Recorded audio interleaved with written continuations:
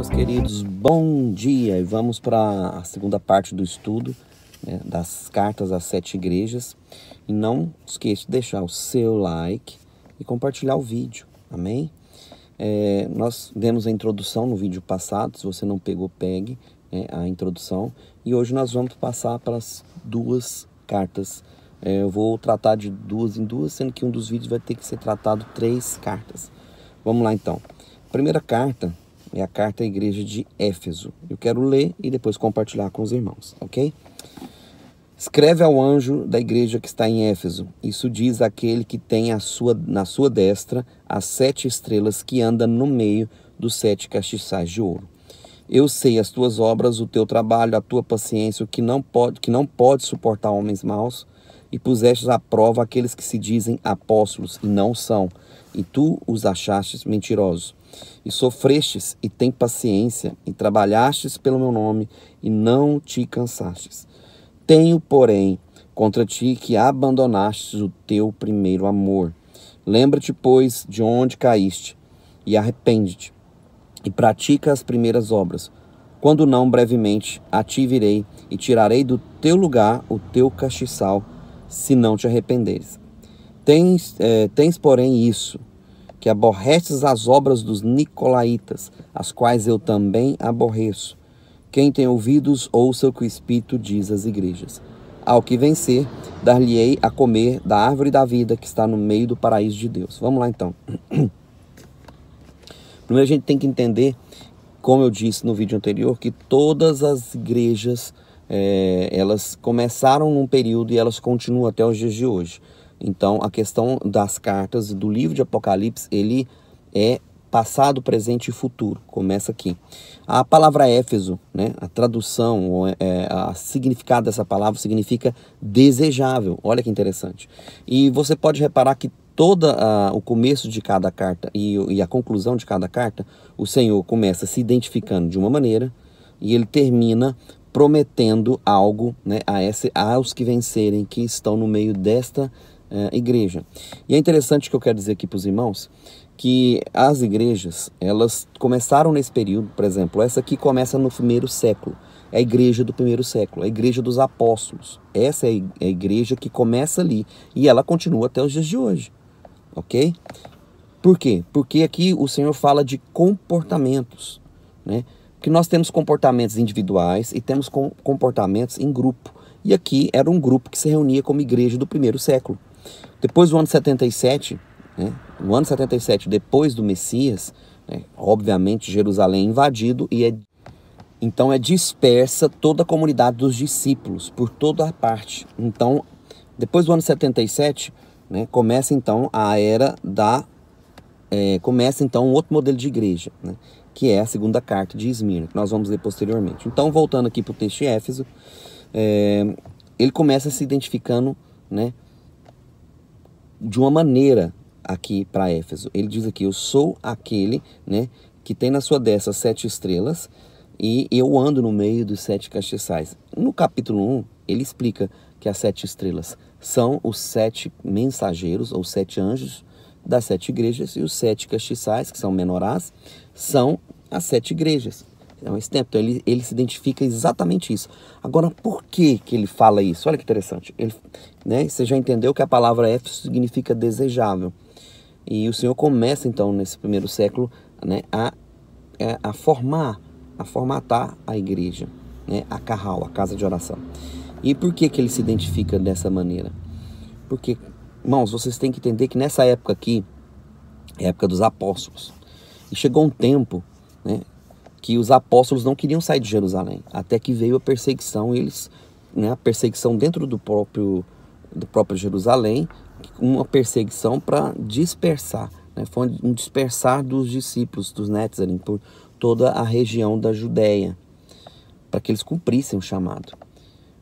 Então o que acontece aqui é que o Senhor, né, está falando para os apóstolos: olha, eu vos coloquei como líderes, né, da minha carral, mas eu que direciono ela. Não esqueçam disso. Vocês são apóstolos, mas a direção vem de mim. Eu sou aquele que tem os mensageiros na minha destra, na minha mão direita. E eu ando no meio das minhas 7 igrejas. Eu sei de todas as coisas. Nada escapa aos meus olhos. É assim que ele se identifica. Por quê? Exatamente por conta da questão dos apóstolos. E você vai entender que as questões teológicas que aconteciam aqui, na época dos apóstolos, era muito peculiar e interessante. E acontece até os dias de hoje, nunca deixou de acontecer. Mas olha que interessante aqui, né? Ele começa então elogiando, então ele traz vários elogios, né?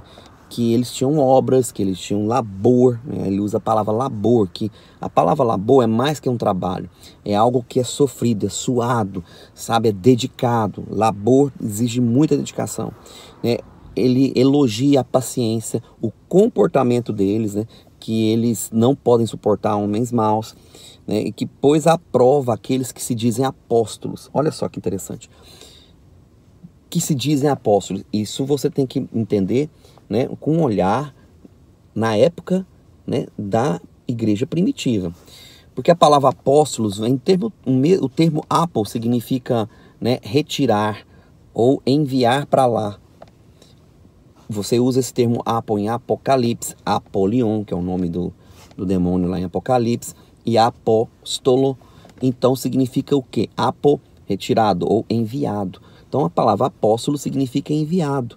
Não quer dizer que é né, que é algo que é sobrenatural, que você precisa reverenciá-lo. Não, a palavra apóstolo significa enviado. Aqui diz que vocês, né, põem à prova aqueles que se dizem enviados. Eu sou enviado de Deus. Aqueles que se dizem enviados e muitas vezes não são. Né, e colocaste eles à prova. Olha que interessante essa parte. Mas aqui ele deixa algo. Ele fala assim: tenho, porém, contra ti que abandonastes o teu primeiro amor. A palavra primeiro aqui do grego significa próten, que é mais do que primeiro. A palavra próten aponta para melhor, algo que é primazia, o melhor amor. E você tem que entender a visão, né? Literalmente a visão teológica que acontecia aqui nessa época. Porque você vai olhar para Atos capítulo 10 e vai perceber que Pedro, o apóstolo, o líder principal da igreja, tinha resistências e dificuldades para pregar aos goíns, aos gentios. E era o mandamento do Senhor. A ponto de que no capítulo 10 ele tem que descer 3 vezes o lençol com animais impuros e falar para Pedro: mata e come. E Pedro falou: não, nunca comi animal impuro. Ele falou assim: aquilo que o Senhor Yahweh purificou, né, está puro. Não considere mais impuro. Olha, isso é uma visão. Óbvio que essa visão era com relação ao centurião Cornélio. Havia uma palavra específica, ele era romano e toda a sua família. E ele manda então dois servos e Deus fala para Pedro. Falei: olha, tá vindo 2 cidadãos aí para você ir com eles. E faz o que eu estou te falando para fazer. Olha que interessante. Então Pedro tinha essa resistência. Não estou focando nisso. Aí você vai também para Atos capítulo 15, olha o que acontece em Atos capítulo 15. Um concílio em Jerusalém.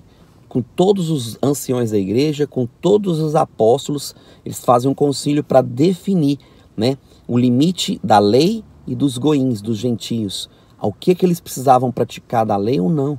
Então, desde essa época aqui, que é esse comportamento típico de Éfeso, o que estava fazendo? Eles tinham zelo, tinham tudo, mas aqui havia uma resolução teológica entre lei e graça. Aonde era o limite da lei, aonde começava a graça.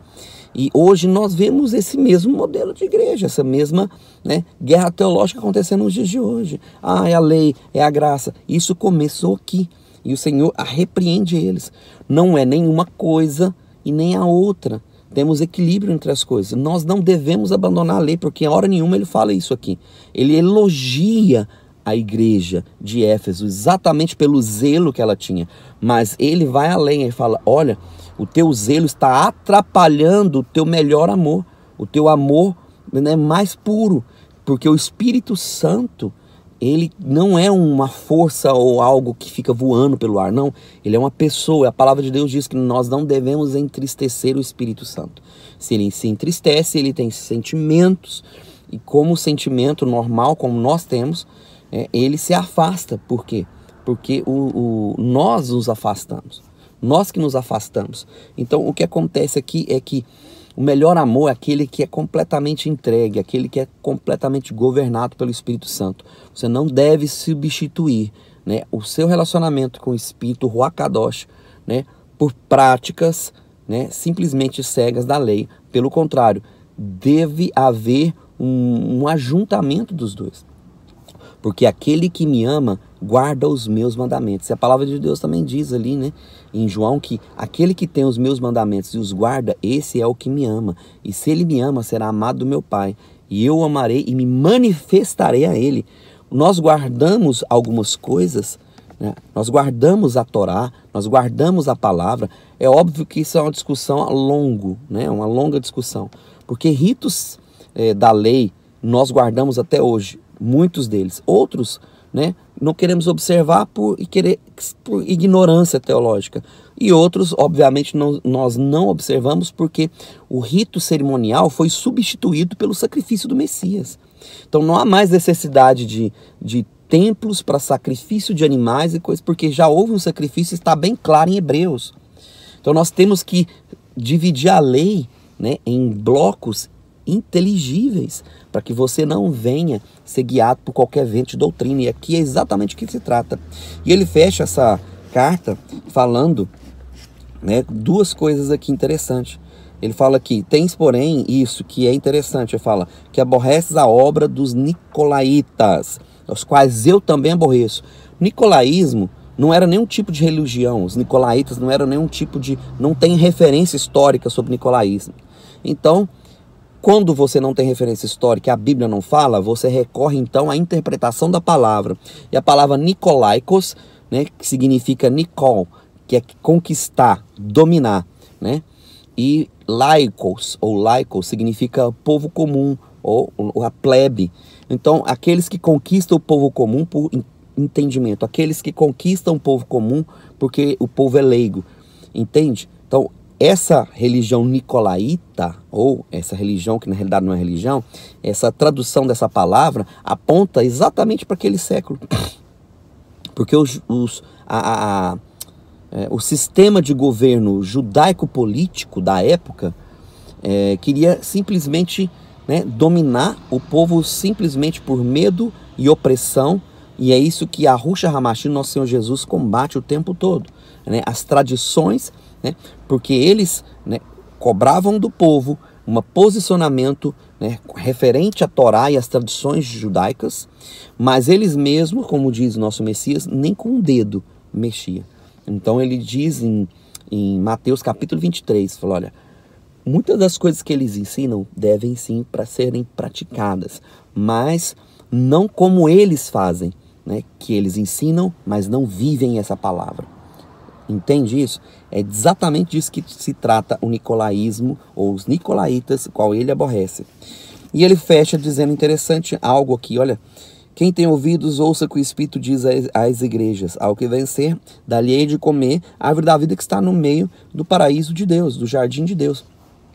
Porque era isso que o judaísmo queria, né? A vida eterna, né? A volta do Messias para estabelecer o reino eterno, a vida eterna. E ele fala, olha, essa promessa ela vai acontecer, tá? Mas vai acontecer para o vencedor, esse que vence essas coisas, né? Tem a prática, sim, né, da Torá, mas não por religião cega, mas por amor, aquele que me ama, pratica. E separando muito bem os tempos e estações do sacrifício perfeito do Messias, amando ele, né, e tendo relacionamento com o Espírito Santo. É disso que se trata a igreja de Éfeso e a repreensão a ela, ok? Foi um longo vídeo, mas nós ainda temos a segunda carta, que é a carta da igreja de Esmirna, que é uma igreja, que é um modelo de igreja, tá? Um comportamento de igreja que começa depois da diáspora, depois do ano 77, quando o general Tito invade Jerusalém. Ele começa a perseguição não só com os judeus, mas com os cristãos, né? Os Netzarim, que era assim que eram chamados na época. Começa então uma perseguição ali para todo o povo de Deus, né? E essa perseguição, ela se acirra até o início do terceiro século, até o terceiro século. Perdão. Então o primeiro século começa no final do primeiro século e vai para o segundo e o terceiro século. Essa é o modelo de igreja e ela existe até os dias de hoje. Atenção. A palavra Esmirna, como tem a tradução da palavra Éfeso, a palavra Esmirna significa mirra amarga ou sofrimento. E a carta se trata disso. Vamos ler aqui rapidamente o texto. E ao anjo da igreja que está em Esmirna escreve, isso diz o primeiro e o último, né, que aqui é o Aleph e o Tav, o Alfa e o Ômega. que foi morto e reviveu. E eu sei das tuas obras, a tribulação, a pobreza, mas tu és rico, não é pobre. Ele falando aqui. E a blasfêmia dos que se dizem judeus e não são, mas são a sinagoga de Satanás. Nada temas das coisas que há de padecer. Eis que o diabo lançará alguns de vós na prisão, para que sejais tentados e tereis uma tribulação de 10 dias. Ser fiel até a morte, dar-te-ei a coroa da vida. Quem tem ouvidos, ouça o que o Espírito diz às igrejas. Ao que vencer, não se receberá o dano da segunda morte, que essa é a morte que importa. O que se trata a igreja de Esmirna, que a própria palavra diz, que é a igreja, né, do segundo e terceiro século. Significa, trata-se da perseguição, que começa ali com a questão dos judeus, né, que ele chama sinagoga de Satanás, exatamente, porque a perseguição se traz por essas questões, né? Os judeus começam a perseguir os nétzeres, os cristãos, e começa então uma perseguição. Só que depois a perseguição também começa na vida dos judeus, né? A diáspora ali. E aí se estende para o povo de Deus, para a igreja, para a eclésia, né? Para Carral, a casa de oração. E essa perseguição ela é acirrada a cada vez que entra um novo imperador romano. Essa perseguição vai se acirrando, a ponto de que, né, começam então a lançar, né, os cristãos, os netos, em arenas para serem devorados por leões, e começam a colocar eles para lutarem com gladiadores, e muitas questões ali no Coliseu. E olha que interessante isso, meus queridos. Tem um livro que chama, eu já li esse livro, é muito bom, aconselho a ler, que conta a história dos mártires na época de Roma. Então é o livro dos mártires, né? É muito bom esse livro, é grosso, é muito bom, mas é um livro cristão histórico, né, que conta a história dos mártires na época do Coliseu, ok? E aqui se trata exatamente, né, do que se diz ali naquele livro, que o Senhor exorta eles, porque qual era a questão teológica, né, aqui em Esmirna? Permanecer fiel até a morte.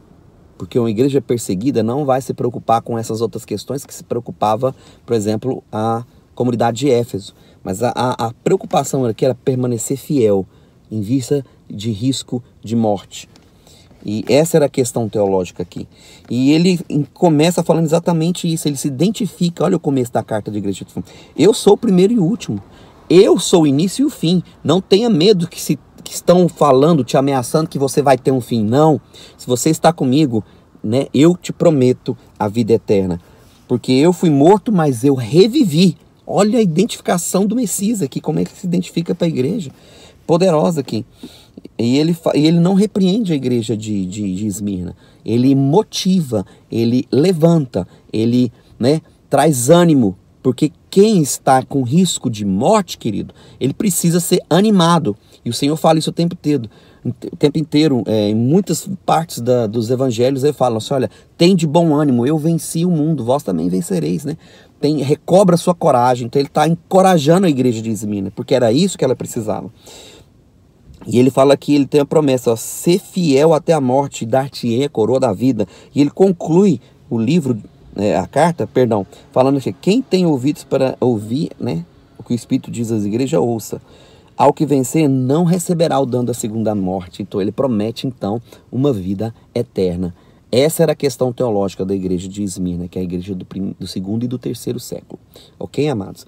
Então, essas igrejas existem até os dias de hoje. A nossa igreja de Esmirna hoje são as igrejas que estão nos países perseguidos. E eu tenho discípulos e amigos que estão trabalhando em células missionárias em países perseguidos. Por exemplo, uma amada querida, né, pastora Glaucia e seu marido, que trabalham com refugiados iraquianos da guerra na Jordânia, né, e são perseguidos. É complicado você entrar em países perseguidos.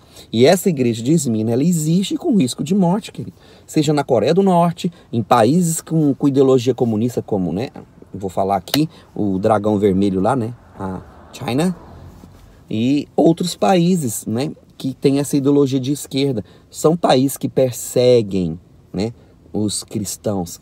Essa é a igreja que começa ali no segundo e terceiro século e está até os dias de hoje. Ok?